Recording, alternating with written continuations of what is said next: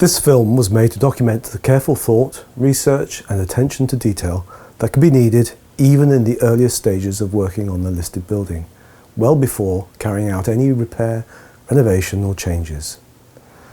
The film was shot over 2 days.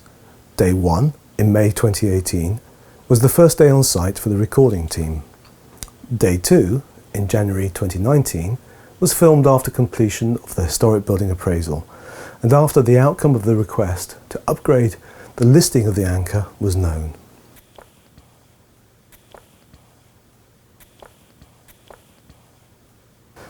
Day 1.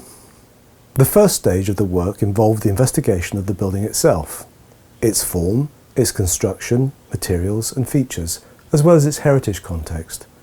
What sort of building were we actually dealing with here?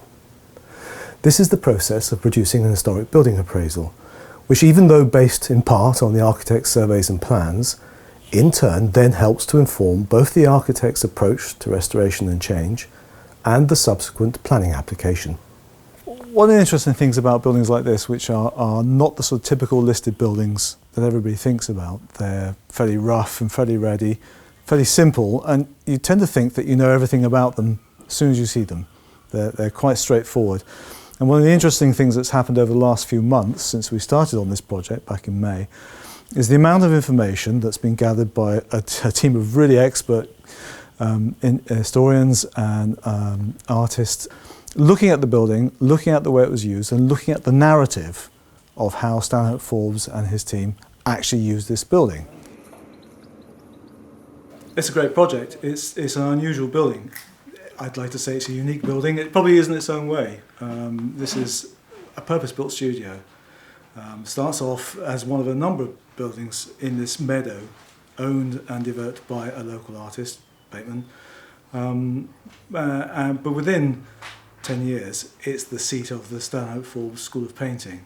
Now that's the central pivot around which the whole of the Newlyn colony circles and is based. And the key to the longevity of that colony is here. It's this building. It's this site. And what we're trying to find out is how did the original building that was on site, how did that change in response to Stanhope Forbes' needs? We know there was a granite building here. We know the original buildings were glass houses, effectively. Very, very soon after Forbes takes on the building, the glass house is replaced by a timber structure. Now, what was driving that? Was that simply to get more space? Was it because the glass house was too hot or too cold? Was it inefficient for teaching students in? So there's a difference between a private studio and what you need for an art school. So there's an internal dynamic which we need to explain through this building and which the building will help explain. And beyond that, we're trying to place the whole, not just this building, but the whole of this complex in that wider setting of Newlyn. To understand that artistic colony, but to understand Forbes' place and the school's place in that colony. The other thing, and thinking about this theme about having buildings that we understand and people that we know about and people who are famous and well-recognised building types, is that actually there are other associations with this building. Now there are other artists who are possibly not so well known nationally, but are locally highly significant, and one of those is John Wells.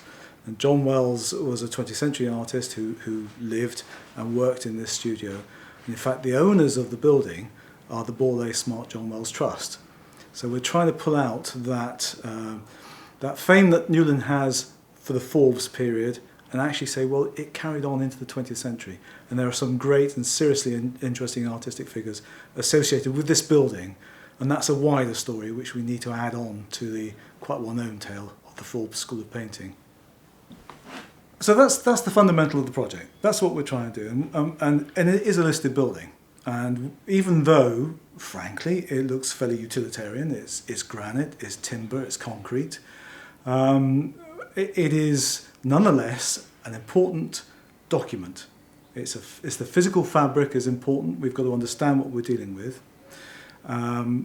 There has to be a future for it.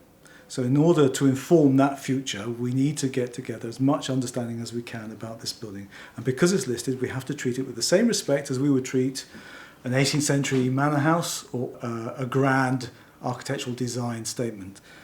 We have to piece together the history, understand what's important about each element, what their significance is, place that in the wider significance of the Forbes School of Painting. To do that, you can either just go in and try and do it all by yourself, but that's a very difficult process to do, and especially if you're looking for public funding and for support for that sort of project, you get a good team together. And that's what we're trying to do here. We're trying to get a team together, a mixture of people who have got tremendous experience with dealing with historical research, with recording and understanding historic buildings, with other people who are just starting out on that career. And we are monitoring how the work is being done. We're filming the work. We're recording the detail of what's happening, and that will form part of the project. Because this is an unusual building. We've done other buildings similar to this, but this is not the sort of typical listed building, and it's not the sort of building where actually the expertise is just out there.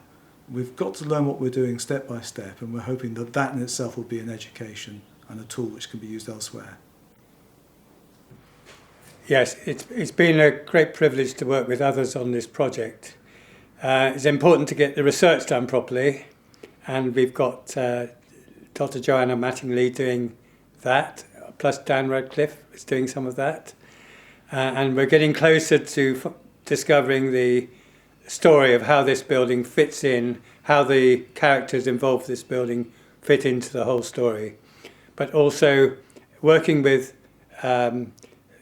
architects on this project that we also worked with a few years ago, Rolf Kentish and MJ Long, who are very experienced in understanding a building. Before they start to decide what should be done with it, they concentrate on, similar to what we do as recorders, to try to understand not just the building itself, but its context and its all the materials it's constructed from, all the anomalies within that construction, and to try to do that justice, to try to understand it before making any decisions that might affect its character. And I'm working as part of the team to record this building, which is a purpose-built studio, and it brings with it, and try to do the photographic recording, which is still images of all the elevations, the whole of the interior, and all of the things that make it special, and all the anomalies within the building that tell the story of its development and extension and function. And this building has particular challenges because externally there is a lot of vegetation, and it's built on a steep slope, and I've just sprained my ankle. So getting to those slopes and finding gaps between bushes, trying to fit as much as possible of the building within each frame of the photograph, but not being able to do what is ideal, that is to be straight on with the subject matter. There are compromises to be made. So externally, it will need a little bit of editing to maximise the quality of the photographs. Internally, we've yet to do, but it's being actively used as a studio, very interesting. So it has all the storage, display that a very busy studio has.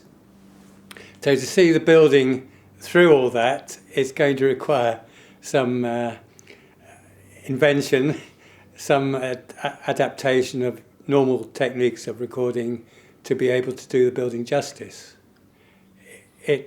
What we hope to get out of that is what the significance of the building is, how special it is, why it is listed, why it is worthy of further preservation and repair, and looking at those areas of the building that have been adapted already, but finding the fabric that is original and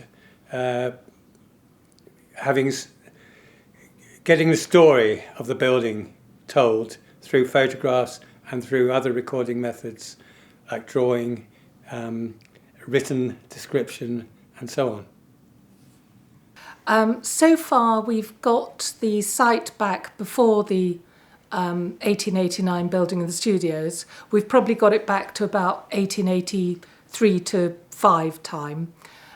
We know there was a shack at the bottom which was used as a studio by Ralph Todd and Frank Millard, and that then Bateman bought the meadows and he built studios, purpose-built studios for 4 artists. Pretty certain that one of them was this one. There were the 2 at the top, the 2-storey meadow studios with a stepladder between, and then one other studio, and we're not sure at the moment whether it's the little one or the middle-sized one. The great thing about this studio is it spans the Newlyn Art Colony, which was the English Concarneau. They were Breton trained, and the continental art schools were getting so full that they were looking for places around the British coast. And Newlyn was one of the leading schools. And this was a movement influenced by Bastien Lepage, and they were starting in the early 1880s, going right through, and we get Le Morne in the 1900s, and I think a second phase of art colony associated with the later school. The link with Crusade is that Kay Earle was a student here in the period 1910 to 12. She went to London, she'd applied for a job to design posters for Vigil Silk, which was a Yorkshire-made silk, and that the firm was run by Alec Walker. And at the interview, she gushed so much about Newlyn that they literally got on a train and came down to Newlyn the same day. It's a bit of a love story, though it's soured in time. They did get married in 1918, 6 years later.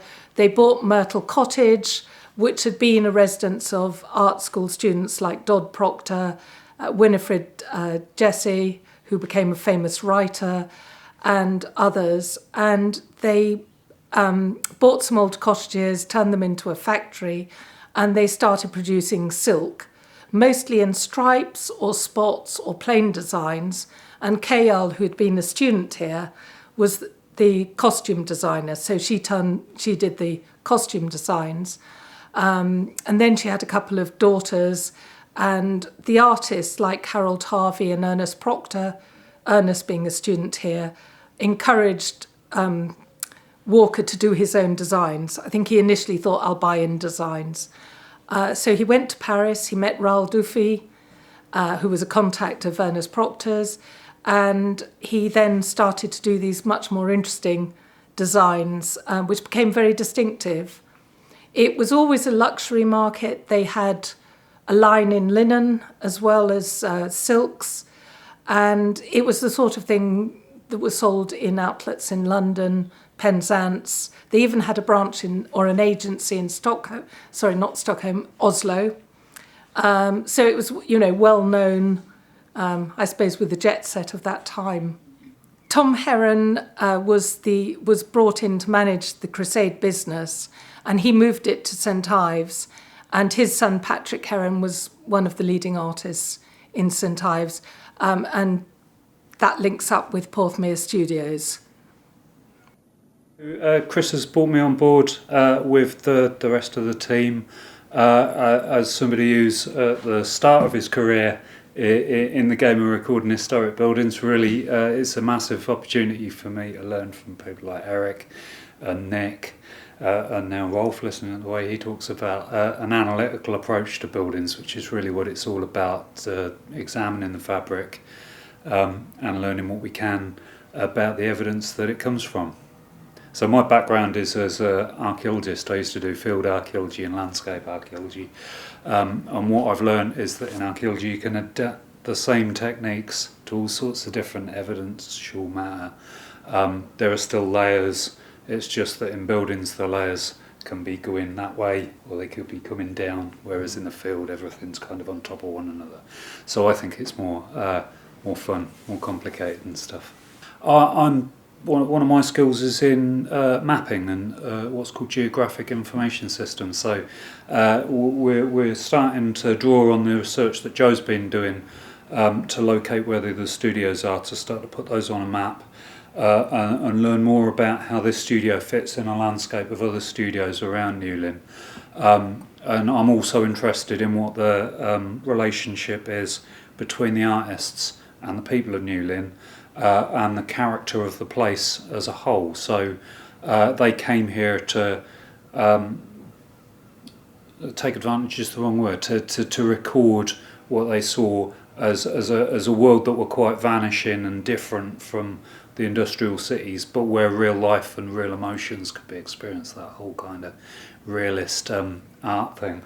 And that's provided a really interesting historical document in itself on what fishing was like at the turn of the century, turn of the 19th and 20th century in Newlyn.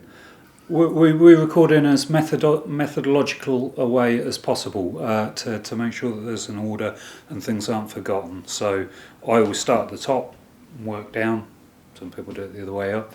But we're jotting down exactly what the materials used are, how they're put together, the things that sticking them together, the mortars and things like that.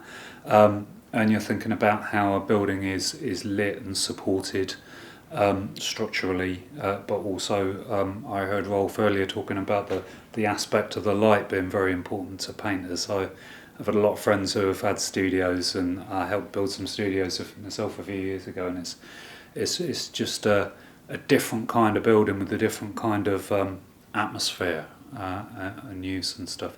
So I think it's very interesting as we record in here in the afternoon to see the relationship between the structure and the stuff that's in it, as to how it's being used as a space and inhabited.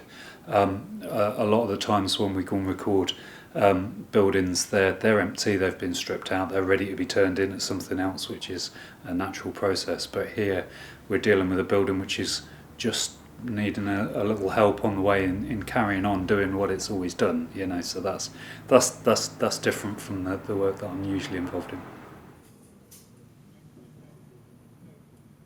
We worked with Chris Hibbert and the Ballet Smart John Wells Trust on Porthmere Studios in St Ives. So we think we know a lot about studios, but in fact every studio is different. And although this studio looks superficially very similar to some of the studios in St Ives, the differences are quite interesting. What am I doing here? Well, as architects, we're here to record, understand, and describe the construction of the building. And rather like a surveyor does with a house purchase, we're looking perhaps more intensively at every feature, every piece of wood, every bit of tongue roof boarding, every bit of timber cladding, the glazing bars, the roofing, the slates, the gutters, the downpipes, the plastering, the windowsills, the fireplace, the ceiling, the felting underneath the rafters, above the rafters, the later insulation, the 1960s, 70s, 80s features, all the way back to the 1890s. It's very rewarding, and what we've been doing is looking at every surface, recording it in pencil, drawing it almost like an archaeological excavation. So every stone, every glazing bar, every plank is being recorded in pencil freehand by using one's eyes and one's hands, drawing it up, and then we'll take dimensions of that with tape measures and rulers, and then we'll plot this more accurately on a drawing board in the office, and then come back because we've missed a couple of things. I've been up a ladder today, risking my life for this project, sometimes with no one at the bottom of the ladder, so don't tell the health and safety executive, but just to get close up to the wet-laid slating on this roof here, which you can see the underside of, and the asbestos cement fibre roof on that side, the OG gutter on here, the absence of a gutter there, and the plastic, what do we call it, chamfered gutters on other faces. We've been staring blindly, or not blindly, at stonework, trying to work out where or whether or not a window was in there. And again, by drawing the stonework, it forces you to look at it in detail, and you kind of notice patterns or straight lines or places where chimney flues used to be or are now. Well, I think the first thing is to understand as much as we can of the construction, and then to decide what approach to have. For example, these newish louvered windows wouldn't have been here in the 1890s, and they are practical, but one of the issues will be how much heat to retain in the building, how much insulation to add to this building to make it more comfortable perhaps in the winter or in the summer. We don't want to insulate everything, but we want to put some insulation where it might not matter, whereas putting another window in the wall there may not be a very good idea, because you can see that is a painting wall, and to have daylight, you want side light coming from there, not in your face, perhaps. It's interesting that in a couple of weeks' time, I help the Kettle's Yard Gallery in Cambridge, and the Friends of Kettle's Yard will be coming down here to look at this studio along with Portsmouth Studios. And what's interesting for them is that Jimmy, the founder of Kettle's Yard, was a student in the School of Painting that was here between 1912 and 1914. The Specialist Historic Building team put together for the project has discovered significantly more information about the Anchor and the studio complex around it in the meadow than had previously been understood. How it was originally constructed, subsequent changes, who owned it, how it was used, who taught here, who studied here, who worked here, and how it related to the wider context of the artists' colony in Newlyn and their studios, how it fitted into this distinctively Cornish story. But the Trust was also trying to raise funds for the renovations, and this would be made easier if Anchor's listing status could be upgraded from Grade 2 to Grade 2 Star, putting it into the top 8% of all listed buildings in the country. This meant further detailed research to investigate all aspects of the Anchor's history to demonstrate an exceptional level of significance. 2, Anchor Street, Treewell Venice Street, Newlyn, West Cornwall.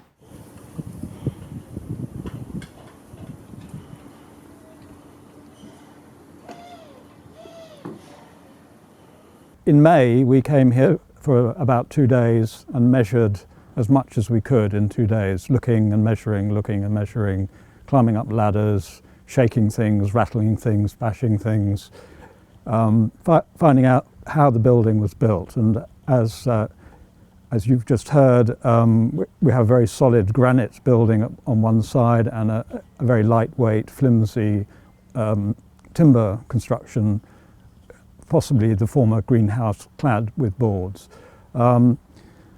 We looked at the roof, and you can see here quite clearly the modern, recent 1960s asbestos fibre cement slates on the granite building, and the original, possibly original wet-laid Cornish scantal slate roofing on the lightweight building.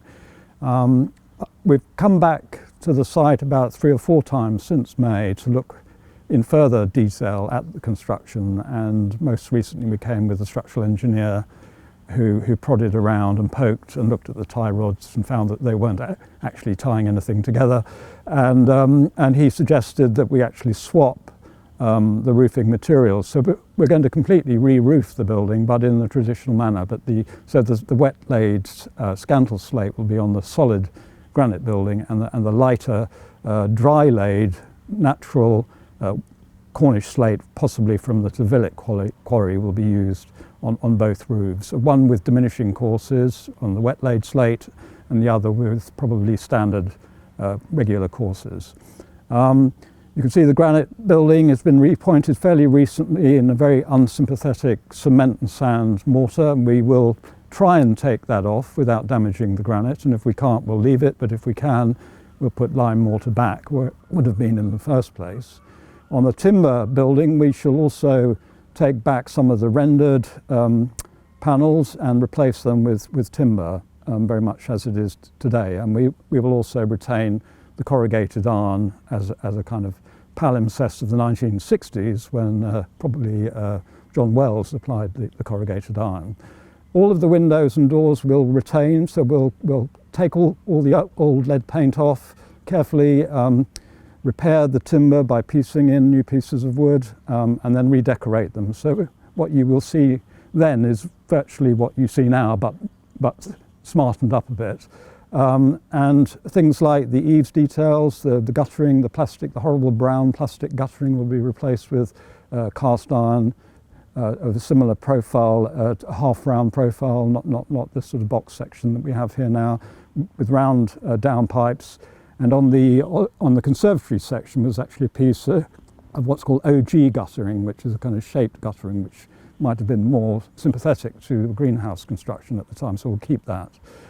I was standing in the solid domestic setting, the stage setting of the studio, and here we are going to carefully remove and replace all of the timber dado panelling, putting back some insulation behind it.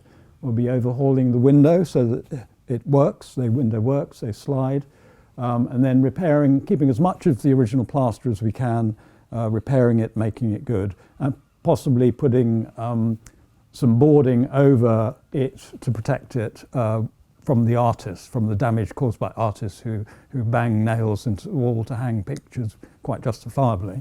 And then we'll be taking down most of the lofts and retaining, just leaving the two structural bottom chord members of the trusses that hold the roof up. The fireplace will keep exactly as it is with the stove and the delft tiling and the mantelpiece. And then the floorboards, we'll be leaving them as they are with paint splats and marks and insulating the floor from underneath. There's a cellar under here which is unheated, and that should make it a lot more comfortable for the artists. So this is the very important north-facing studio window. What we're proposing to do is to take it out and replace it with a more of a greenhouse type of window with opening casements rather than these leaky aluminium and glass louvers. We'll extend the head of the window right up to the eaves line, and then we'll glaze up to the first purlin in clear glass, so this will be a much lighter studio than it is at present. The glazing will be similar to that which we used at Porthmere Studios. The tie rods that are now not quite redundant will be beefed up so that they will be doing some work. And when we take the roof off of both buildings, there will be a temporary scaffold and temporary protection from a roof over the roof. We'll then be able to have a very good look at the condition of all the wall plates and the rafters and make repairs as necessary at the same time, just before we put the insulation in underneath the new slate roofs. Begun to piece together some of the changes, and as with all these buildings, it turns out to be so much more interesting and full of so many different phases that initial conception of it being just a straightforward box in a field somewhere is actually being completely reassessed. And there is a sense that Stanhope Forbes knew from the very outset what he wanted from this building. And it's a very subtle building. It's a building which allows for a great deal of different uses. And this was one of the things that came out of these studies. One of the things we found, if you look at this end of the building, it's very domestic in appearance. It has a fireplace with some lovely delft tiles set into the fireplace. It has a dado rail and some panelling. It has a residential feel about it. Now, actually, there's the sense that Stanhope Forbes used this quite deliberately because it was a stage set. He was using this as a studio to paint some of his cottage interiors. But it was also the school of painting. And we have photographic and written evidence of a number of students standing exactly where I am now, in front of their easels, painting a model who might be standing on the platform over there, or a subject put to one side. At the same time, Stanhope Forbes was using the other side of the studio, which was full of light and full of glass. It was effectively a glass house, as a means of painting light and sky and outdoor feeling without actually having to stand in the rain and the wind and the gales. So there is this interesting dichotomy about the two ends of the building, and structurally it began to make sense. We began to understand why the building looked so odd. You have at this end a very solid 4-square granite structure, which looks like a cottage, but doesn't have all the things you expect to find in a cottage. At that end was a large glass house. And we did think originally, were they different phases? Were they buildings added on to each other? It becomes quite clear that they were built this way from the outset. And behind it is this vision which Stanhope Forbes and the other people involved in the project had about how you were going to use this space and all the different uses you could put it to. So we're in now what was the glass house end of the building. When the whole complex was built in the 1880s, there were 2 or 3 studios, and they all had this combination of granite main block and glass house on the far end. And it provided a huge amount of light and a fantastic view over Newlyn. But actually, Stanhope Forbes famously constructed in this space, when it was still a glass house, a mock forge. He was painting a famous painting about casting the anchor. He couldn't paint in the actual forge down in the village anymore, so he reconstructed the forge in here, blanking out the glass with canvas and panels. When John Wells took over the studios, he found the anchor and the anvil that was actually used in the painting, and it was John Wells who actually christened this site Anchor Studios. And the actual objects, so it's not by chance I'm standing here. This is the opportunity to actually see the very things that give the name to this site. Within about 10 years, it became clear, especially with the rise of the school, that this glass house was not entirely practicable from the point of view of teaching and setting up for students and so on. And it was panelled out, and that's how we see it now. It was boarded out. We think the structure of the glass house may actually still be set behind these panels. When we first started looking at the building, again, we took it on face value. We saw the windows in the places that they were.